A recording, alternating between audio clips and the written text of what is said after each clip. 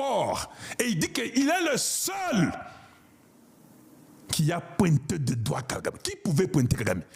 Pas pour votre information. Tous ces présidents de pacotille, tous ces mauvais présidents africains que vous avez en Afrique ici, personne d'entre eux. Ils ont déjà fait 20 ans, 30 ans, 40 ans, 50 ans comme président.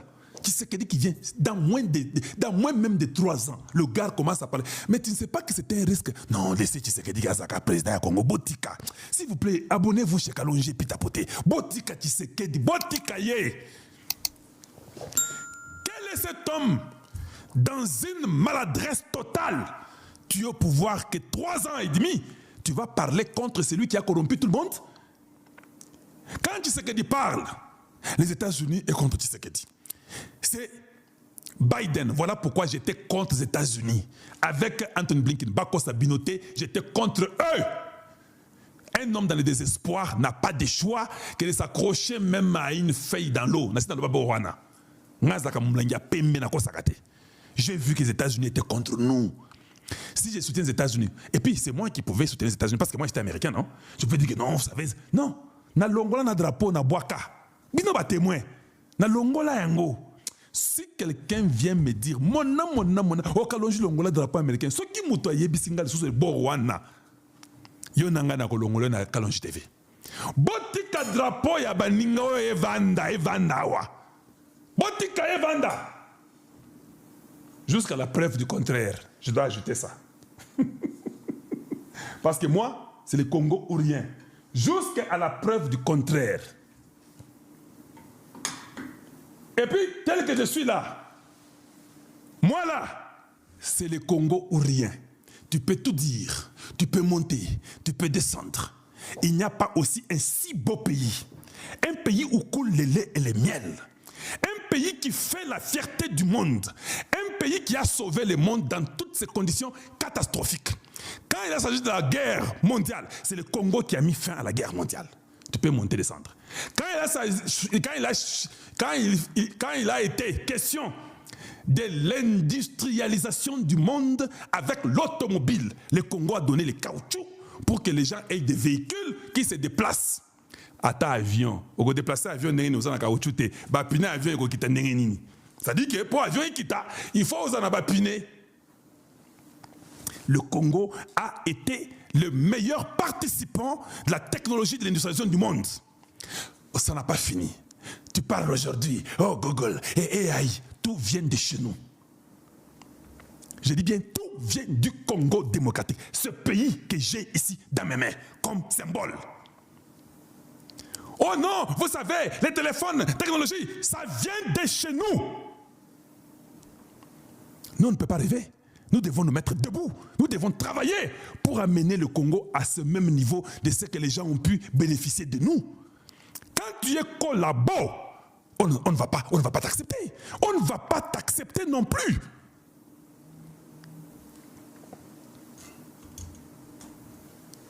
Allez-y. Suivons. C'est celui qui a fait condamner et fait mettre des sanctions contre le Rwanda. Et c'est celui qui est en train d'arracher cette indépendance, cette colonie dans laquelle on nous avait mis, et réduit. Bemba dit, hein? En d'autres termes, je vais vous expliquer bien. Ah, là, on a moins veste, hein? Bon, c'est là. Bemba dit ceci. En quelque sorte, c'est Tshisekedi qui nous a donné cette indépendance dans cette colonie qu'on nous a mis. Est-ce que vous n'avez pas compris que Bemba est en train de dire que Tshisekedi est plus que Lumumba? Tshisekedi est plus que le père de l'indépendance. Ah, Bolobi qui est un fanatique. Non, je n'ai pas dit ça. Je vais seulement en Azamulongish. C'est lui qui vous sort, qui vous donne l'indépendance. C'est lui qui vous sort de la colonie. Ça veut dire que Bemba dit, nous n'avons jamais quitté la colonie. Nous avons toujours été colonisés. Donc, c'est que les Lumumba et les Etienne Tshisekedi et tous ces papas-là de l'indépendance, les Kassavubu, tous ceux-là, même le papa de Joe Mindongala, il est parmi les gens qui ont dépendé de l'indépendance. Papa de Joe Mindongala Oyo. Donc, tous ces gens-là, ce qu'ils avaient fait, c'était un semblant de l'indépendance. Nous n'avons jamais été indépendants. Tshisekedi, Fumukimbangu la vie des années en arrière. Dans les années 1920 quelques, il dit le 5e ramènera la paix. Or, si vous avez votre indépendance, si vous sortez de votre colonie, c'est ça votre paix. Tshisekedi Félix partira comme l'un des meilleurs présidents que le Congo et que l'Afrique, peut-être que le monde n'ait jamais connu. Sans couteau, sans fourchette, sans cuillère. Il se bat contre les États-Unis, il se bat contre l'Angleterre, il se bat contre la France, il se bat contre l'Allemagne, il se bat contre la Belgique, il se bat contre la Russie, il se bat contre la Chine, avec tous les autres pays inutiles de l'Afrique. Il se bat contre eux. En face de Omé Kagame, et l'homme parvient à vaincre et d'arracher les États-Unis, les pays puissants, et il l'amène de son côté. C'est génial. Il n'y a pas plus que ça sur la terre. Ça sera enseigné aux enfants des enfants de nos enfants. Que notre liberté, notre indépendance vient de cet homme ici que les gens ont négligé, qu'ils ont trouvé qu'il était inutile. Il a amené des sanguinaires, des criminels et tous les autres présidents inutiles de l'Afrique à accepter et à plier devant lui. Théokani, émission Kitoko, hein? Pouvez-vous aimer? Pouvez-vous partager? C'est ça le temps de vous abonner chez Kalonji TV. Ça, c'est unique chez nous. Unique à son genre. Autant que talango, hein? Yo moko moni qui était ata film à haut métrage des Arabiens. Oh, ils ont la série Kalonji TV. C'est-à-dire que quand nous vous disons ça, vous êtes là, vous dites, génial! This is more than a drama. Ça, c'est plus qu'un film de drama. Ça, c'est plus qu'un film d'action. C'est Jean-Pierre Bemba qui l'a dit. Papa, je n'ai pas fini. Tu peux continuer? Puis ce peuple à l'état d'esclavage. Ah, Jean-Pierre, non! Tu dis quoi? Que Tshisekedi nous enlève dans l'état d'esclavage? Non, Jean-Pierre, non, mais c'est quand même trop. Jean-Pierre, mais quand même, arrête!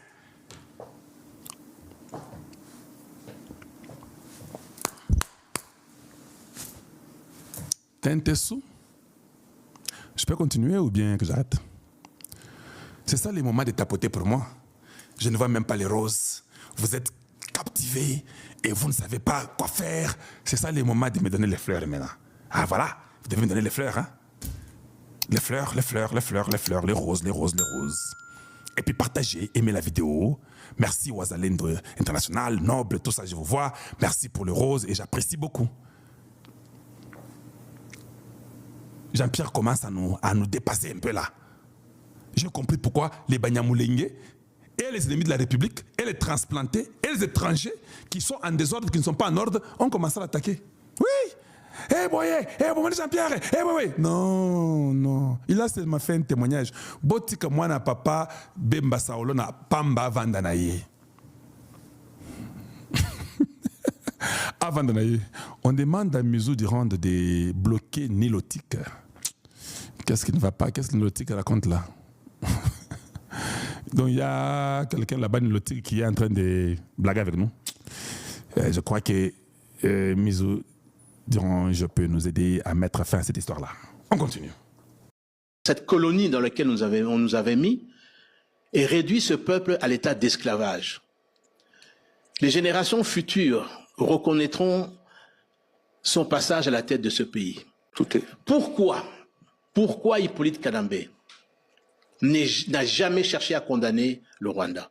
Pourquoi il n'a jamais essayé même d'obtenir des sanctions? Pourquoi il n'a pas pu mener les démarches pour sortir de l'embargo au niveau des armes? Pourquoi il s'est tu contre l'agression rwandaise? C'est toutes des questions. Pourquoi? Je vais vous répondre. Parce que c'était un agent de l'armée rwandaise au service de son commandant suprême qui était Paul Kagame pendant les 18 ans. J'espère que... Les gens ne comprennent pas. Pourquoi il ne l'a jamais fait? Parce qu'il était un agent au service des services de Kagame. Kagame a utilisé son frère ou cousin Hippolyte Kanambe. Il n'a jamais condamné. Nous étions dans l'embargo. Il n'a jamais eu les soucis de nous enlever dans l'embargo. Il vient finalement dire ici en Afrique du Sud que les causes des M23 sont les causes légitimes. Les transplantés, causes légitimes. Tuons les Congolais. Toi, tu es président du Congo. Et tu ne dis rien. Je dis bien, tu ne dis rien.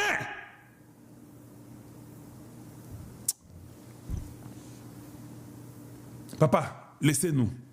Laissez-nous, nous avons compris qui vous êtes et vous êtes des ennemis de la République. Nous, avec vous, nous ne vous pardonnerons jamais. Paul Boisvida, merci beaucoup, c'est très gentil. Je vois qu'il y a Paul Boisvida qui nous donne 50 euros qui dit vive et longue vie à Kalonji TV, référence nationale à percussion internationale. Gustave Kalo, Nde Moulongechi national, Wamulumba nationalisation, Wamulumbalisation en marche instoppable. Malheur au diabolo collabo, votre sort est déjà scellé. Kalate Bokoyoka et Loco. Voilà, ça c'est Paul Boisvida qui fait ça. Maman Francine Lobo, merci pour le 49,99 $ que vous nous donnez, nous sommes très contents pour ça. Et puis, il y a quelqu'un d'autre. Quelqu'un d'autre, c'est qui là? Oui, voilà, je crois que... Est-ce que je suis là ou quoi? Je crois que Maman Francine Lobo nous a donné 49 $ 2 fois. .9, pratiquement 100 $. Voilà. Donc, ça, ce sont les choses qu'on ne doit pas oublier. Oui, oui. Et je trouve que le Congo a encore un temps où nous devons mettre tout le monde à nu. Non, tu n'as vu une question. Il n'y a pas très longtemps, Kagame est venu, il a dit que... suivez un peu. Kagame, tu avais dit quoi? That is impossible. That cannot happen to me, and I wish it shouldn't happen to our country. Nobody, anywhere, can bring me to my knees. Kagame dit, hein, et lokomoko teko comme la ye. Nobody can bring him to his knees. Now, tu as une question. Est-ce que Kagame peut faire encore aujourd'hui une conférence de presse, ceux qui ont un garçon, qui les répètent les mêmes mots? J'ai dit, aujourd'hui, Kagame, ceux qui ont un garçon, qui les répètent les mêmes mots, qui disent que nobody can bring me to my knees. Hey! Kagame bako sayote. Muchopi bako sayote. Donald Trump a osé la yon à revers. Bako lokotayo, toutes les options sont sur la table. FARDC, Wazalendo, Ampeti, Awalikale. Les M23 en perte de vitesse. Depuis la dénonciation, il y a ambassadrice américaine au niveau des États-Unis d'Amérique sur leur collaboration avec le Rwanda. Mbote nabino ba papa ba maman de partout vous allez kolanda biso na chaîne nabino chaîne nabiso tozana sengo ya ko partager nabino bandeko de bonnes nouvelles ya makambo etali la République démocratique du Congo mboka nabino mboka nabiso bandeko. Je vous dis que merci nabino, pourquoi? Parce que bataille otobundi elongo nabino bataille wana bandeko ba congolais et comme kokende na suka tozwa victoire finale pepe kota ya libela na est ya République démocratique du Congo. Kagame ne croyait pas bandeko ba congolais que la paix kokota na est à Congo. Oyebi Kagame était tellement sûr et là que ça dit que Kagame azala sûr, c'est parce que il comptait sur le système.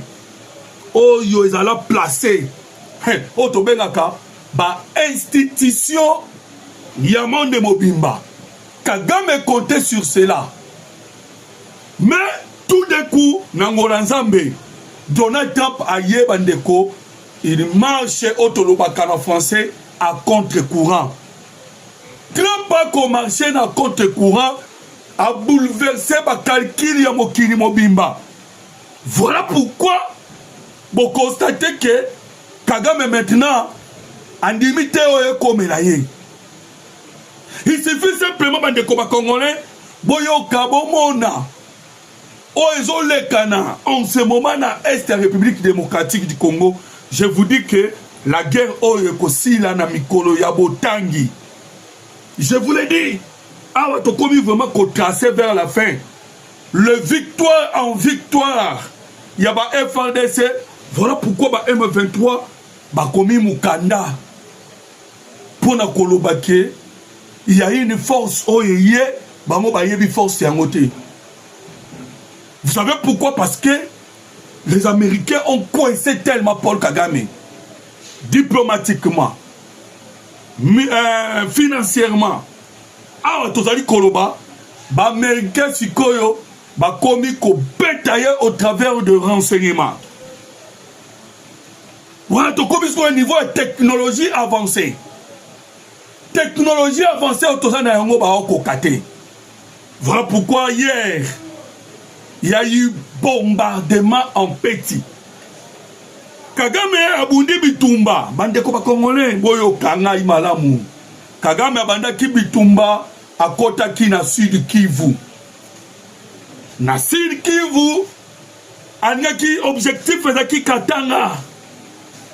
Alors vous allez comprendre que tellement que objectif ezaki Katanga, bande ko ba congolais, puisque azo kita Katanga pour que déstabiliser Katanga. Nde ba ko betaye bande ko ba congolais. Baeko betaye fois pour un azwa. Je vous dis tant boko yoka ba déclaration keo Hippolyte Kanambe bande ko ba congolais aza parmi batu ba kwei, ne vous étonnez pas parce que fois pour un niveau. Alors bande ko to maintenant nous skoli solo. Il y a sénateur américain ou à mettre l'hypothèse toujours utilisée par Paul Kagame, Nakao. Ah, on a quoi Sabino que c'est fini pour Kagame. Pourquoi? Parce que na terrain de où tu crois Kangai, bombardement na petit, mais on est à gravité. Frappe Kagame Azuya Makasi, c'est au niveau des États-Unis d'Amérique. Wana na ibi soubeno wande kuba Congolais et mettre fin à guerre. Frappe au Kagame Azuya Makasi ezali les États-Unis d'Amérique. Les États-Unis d'Amérique, qu'est-ce qui s'est passé? Le sénateur américain George Smith abomi Kagame alobi outa des années bino Rwanda bozaki ko utiliser lokola bouclier génocide ya Rwanda ya 1994 bozaki ko utiliser ngo lokola bouclier pour que mututa touche bino. Même si vous commettez des crimes, moi je vais toucher bino été pour brandir génocide. Ote biso batuti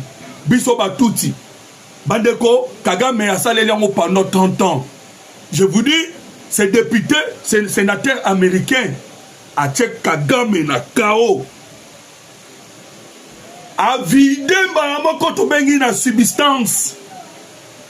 Les revendications à Kagame kwei nase alobi na Kagame boye deux choses.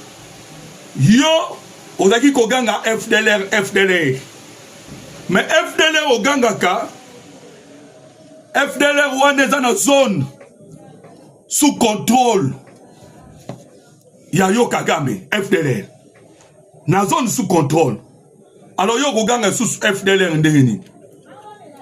Oh FDLR donc FDLR na zone oyo contrôlé. Monina beti Kagame wana premier coup. Alors tu n'as plus encore le droit il y a quoi utiliser sous le mot FDLR. On a sous la droite. Il y a quoi utiliser Moana. Il y a FDLR. Voilà premier coup. Deuxième coup, bande de Congolais, ba beti na Paul Kagame. Ba yebisi boye. Moi, on utilise sous bouclier. Bouclier, on a utilisé Kala. Moi, on utilise moi sous souté. Il y a génocide rwandaise. Et enfin, Balobi va poursuivre Paul Kagame. Na ba crime nyonso oyo a commettant na Est ya République démocratique du Congo. Alors, na moment oyo sikoyo Kagame yo kolobanini. Yo kobima susu na monini. Oyo kobima nango libosa ba Congolais. Monini yo kobima nango susu. Pour que on défende on ba dossier, on ba likambo etali mboka Congo. Okoloba suni. Kao bande ko ba Congolais. Je vous le dis. Alors, voilà pourquoi FRDC Kagame déjà bandeko to c'est ce que Sabino Teke makambo elekana ki na Uvira le coup fatal oyo frappe oyo bengi frappe de précision oyo betamaki na Uvira ba dégâts aussi la terre et Boujaki rébellion à tel point que il a fallu James Kabarebe a quitté na Rwanda aya yemoko po calmer ba troupe yemoko James Kabarebe aya ki po calmer ba troupe. Voilà pourquoi eloko sala qui est et bon maki bango complètement ti lelo nanu ba récupérer moralité d'autres militaires déjà ba bandi ko sala ba acte à pillage et Kagame maintenant est en train de préparer le chaos bandeko. Paul Kagame azali ko préparer le chaos. Na moment où tu as voilà pourquoi les FARDC a communiqué. Pour le croire ça, na batu nyonso ko tenir à témoin la communauté internationale. Koyebi ça la communauté internationale boye que le Rwanda et l'Ongo na ba M23 bazali ko préparer otobengi ko préparer nini ko préparer chaos na Goma pe na Bukavu.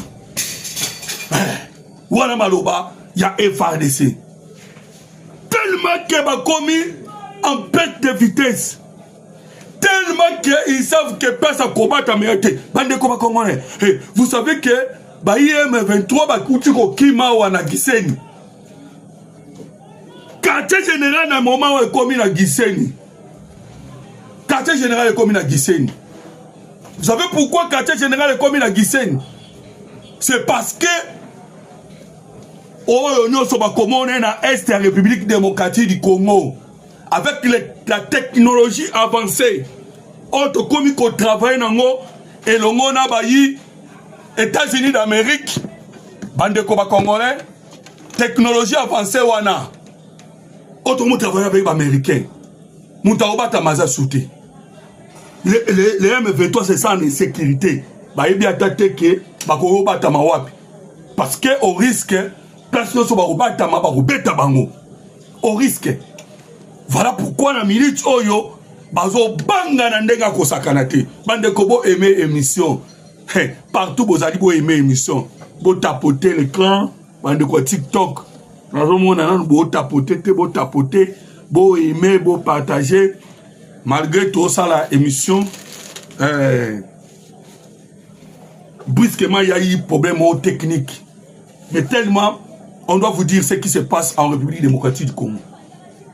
Voilà pourquoi je vous demande d'aimer l'émission. Alors, comprenez que les M23 quartier général comme la Gisenyi au Rwanda. Mais malgré Kuna, Bazar Robata Maté. Malgré la Gisenyi, ils seront frappés. Alors, Kagame est en train de préparer ce qu'on sa toute dernière carte. Kagame a d'aller préparer dernière carte. Lobby, Toyoki, a vu quelques mouvements, quelques batous, ou Takichanga. Les lobes de Koso qui t'ont fait une information, Boyebi, ne doutez pas, nous sommes déjà très bien outillés dans le renseignement. Quand Kandenge Kagame a infiltré la institution à Biso, Biso peut l'auto infiltrer l'institution Rwanda. Et d'ailleurs, nous vous disons que le fils Jean-Luc Abiyarimana, moi, il y a Juvenal Abiyarimana, a déjà très bien positionné pour nous comme étant président de Rwanda. Jean-Luc Abiyarimana. On ne peut pas gagner guerre européenne, ça que toi infiltré les M23, ça que toi infiltré le Rwanda. Mais on peut aussi toi infiltrer Bango. Le chaos que Paul Kagame est en train de préparer, tous ça informé na yango, je vous l'ai dit, tous ça informé na chaos wana. Ndenge akotisi basoda na ye, nanzela bandeko ba Congolais, akotisi basoda na ye nanzela ya Kichanga. De Kichanga, wana to kende vers Nirangongo. Bandeko babi Kichanga. Kichanga, tozali na Masisi. Alongoli siko ba troupe na Kichanga ina Nirangongo. Nirangongo, l'objectif est ça, akende ko attaquer bandeko ba Congolais wapi na Lubero, territoire de Lubero. Alors comprendre, il veut maintenant semer un chaos. Et les stratégies au chaos. Oh, Paul Kagame est en train de préparer. Bandeko préparer Kayango déjà. Je vous ai dit que Kagame passe à la guerre bien contre les Rwandais à son pouvoir en Rwanda. À ça qui génocide rwandaise. Allez lire ça les Onana. Vous allez comprendre que génocide de Rwanda, celui qui avait provoqué génocide à Rwanda, c'est Kagame. Voilà la stratégie Bitumbanaye. Et même stratégie wana Alinga qui déjà préparé qui lorsque le président Tshisekedi Alobaki à la moindre escamouche, je vous révèle bandeko ba Congolais, Paul Kagame est en contact avec l'administration. Il y a Grande-Bretagne à l'époque, badaki dans un document bien préparé. Na document on a bien préparé, bandaki asa sous génocide ou bien aboma bato belé à l'est de la République démocratique du Congo, à Kolobakeo, non, on a tué les Tutsis et il faut maintenant couper le Congo. Les documents de Zalaka. Et c'est le nouveau ministre. Il y a Grande-Bretagne à Congo, Keïs Temer. Tangoye, puisque lui c'est un travailliste. Tant qu'on a les lots, Donald Trump a yeko cassé. Biloko ya démocrate. Ndenge moko Keïs Temer tango yaki na Grande-Bretagne. Je vous dis bandeko ba Congolais, avoir document wana kata. Kagame est spécialiste dans mambo ba kao. Kagame. Un spécialiste dans mambo ba kao ndenge na yebisa bandeko ba Congolais. Alors, il est en train de préparer le chaos maintenant. Voilà pourquoi le gouvernement congolais, bandeko, bino ba yanda biso de partout. Je vais vous informer pour vous dire, boy. Lélo, tout ça, l'attention. Et surtout nous qui communiquons. Nalikambwetali banyamulenge, batouti. C'est le seul discours OEPS à Kagame force. Pour les bino congolais, ils sont partout. Oh non! Oh, batouti boy. Ce sont ces discours-là. Ça donne la force. Toyebi ke na Congo, tozali na communauté otobengi communauté de Banyamulenge. Et communauté wana Banyamulenge, bango nyonso baza batu mabete. On doit le dire. Malgré Otosibir. C'est le discours pour ça, Paul Kagame anangwana. Ayo kabino boloba contre Banyamulenge ou bien contre Batutsi. Voilà pourquoi lobby na Uvira Yakutuba Abimaki elongona atoué na ye ainsi que les représentants Banyamulenge basala qui communiquaient partout pour dire ceci. Biso Yakutuba il est un Wazalendo, Mokozaba Wazalendo et Oya Koti déjà na RAD réserve. Il y a armé Nabiso. Et celui le coordonnateur ya Sud Kivu bayaki liboso public liboso pe mukili mobimba pour dire na population ya partout que biso na Banyamulenge il n'y a pas de problème. Le problème c'est avec Paul Kagame et sa milice Tutsi. Donc Kagame a une milice Tutsi na ye. Et Kagame il tue même. Il tue les Banyamulenge. Lui Kagame. Il tue les Banyamulenge. Lui, c'est lui qui avait tué les Tutsis rwandais pour obtenir santé politique. Voilà pourquoi lobby na Uvira batutu ba lobby non non non na discours wana. Et ba meke ba finir biso pe to finir. Ba meke ba lobby na ye génocide de Tutsi au kotambo asu na ngote. Biso pe to lobby wa. Moi utiliser génocide de Tutsi comme bouclier te. Biso pe to lobby wa discours ya anti-Tutsi, anti-Nyamulenge totiki, bazali communauté, ndenge bino bande kwa diaspora, bolandaka biso, bozali pe communauté congolaise en Belgique, communauté congolaise en France, communauté congolaise aux États-Unis d'Amérique. Ndenge bango bango pe bazali communauté Banyamulenge. Donc communauté de Tutsi, o bavandi na Mulenge. C'est fini. Et bavandi na mboka Congo. Peu balobi que Kagame koki kolobela bango te. Ils n'ont pas donné la parole à Paul Kagame à lobela bango. Donc Kagame ne peut pas parler au nom de bango. Pour continuer à tuer le Congo. Bandeko, biso to sito qui 15 millions. Donc on doit plus encore donner à Paul Kagame ba discours. Donc moment où to obeta masolo, to tiki na nous discours anti-Tutsi, to tiki discours anti-Nyamulenge. Tous ces gens-là avec technologie avancée, tous les Nyamulenge qui sont au Congo, tous les Tutsis qui sont au Congo, tous les Tutsis qui sont nés au Congo, Bako s'habitue à ce qu'on a culture congolaise, où ils allaient à paix, il y a Kobo Manate. Mais nous avons affaire, il y a milice, il y a Paul Kagame. Nous avons affaire. Milice, il y a Paul Kagame au sol congolais. Badeko, ndeko moko benga inga uta Brésil. Ayebisinga ke non ndeko moloto biso na Brésil. Qu'est-ce que nous constatons? On nous injurie. Basakana na biso. Bamona biso pamba. Pourquoi? Parce que ba viole salamaka na la République démocratique du Congo ba tuerie. Voilà pourquoi basekaka biso. Batouana biso photo la kisabango. Tozala boye, bandeko. C'est botika discours wana. Au monument qui a respect au bapesa qui na congolais. Et outaki wapi. Mak qui a respect bazaki ba Tutsi, bazaki ko respecter biso congolais te. Et outaki na Hippolyte Kanambe. Et outaki na biso te.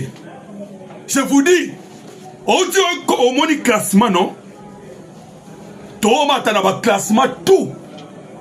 On vient de mettre le FARDC dans le classement.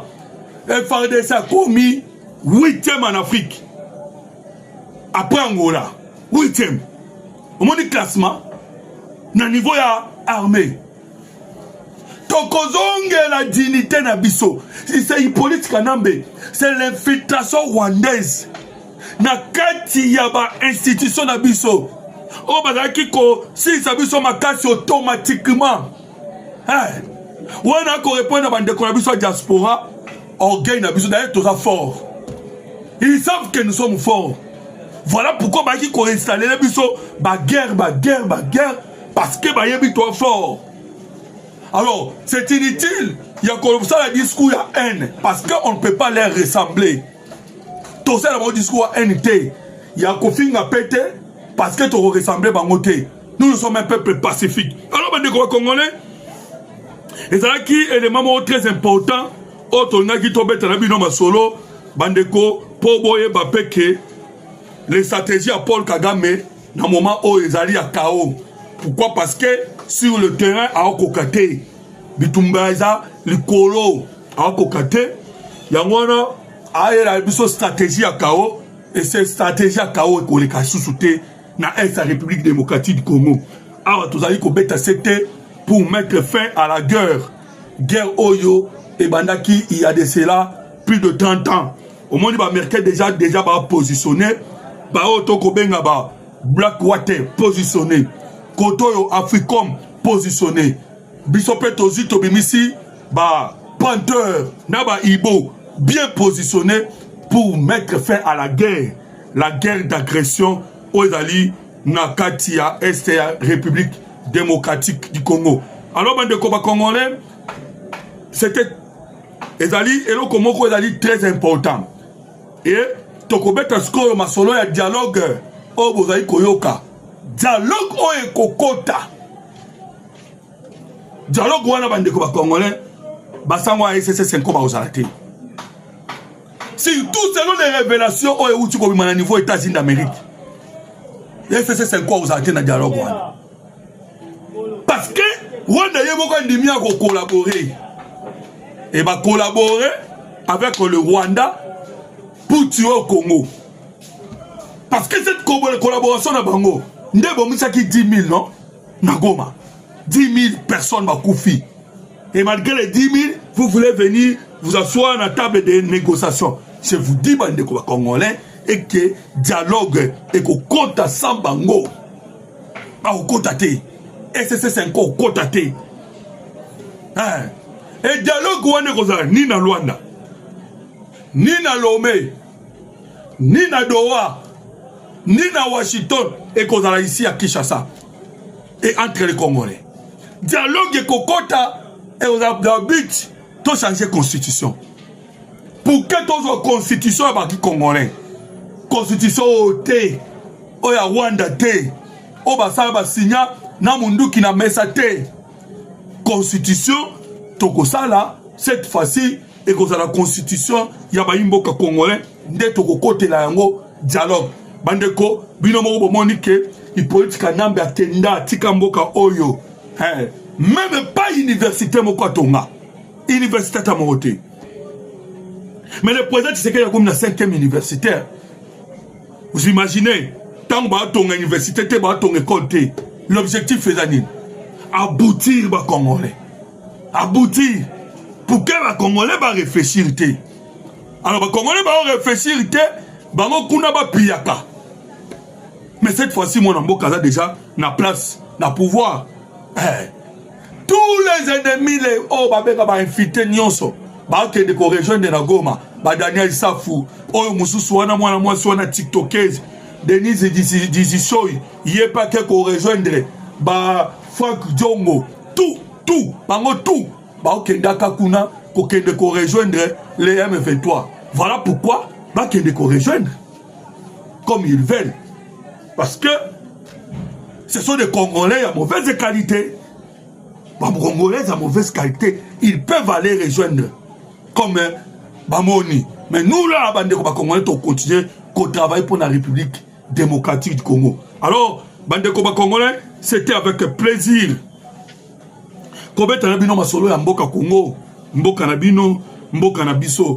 Voilà pourquoi toyaki awa poto solo makambo Congo. Mboka oyo bandeko ba congolais ezobunda mamingi, mais je vous dis que tokende na victoire finale parce que nous ces mis en place les FARDC ba pesi bango déjà mot d'ordre et mot d'ordre makasi ba pesi bango ba lobby pas de retrait stratégique exacté. Voilà mot d'ordre au bango bazui. Alors comprenez que parce que bon vidéo ils ont circulé dans la toile au passini ba mama ya kuna bazo tourna ba FARDC. Est-ce que retrait stratégique et kozala ou bien kozate ba déjà ba FARDC ba ibisa bango kuna que dossier boyo kaka ya retrait stratégique pas question. Donc retrait stratégique exacté. Donc ah on déjà boyé ba FARDC ba ko avancer jusqu'à la récupération ya mabele ya mboka Congo nyonso. Donc bobo sana yango. Voilà pourquoi on dit bagarre ils ont bêta ma système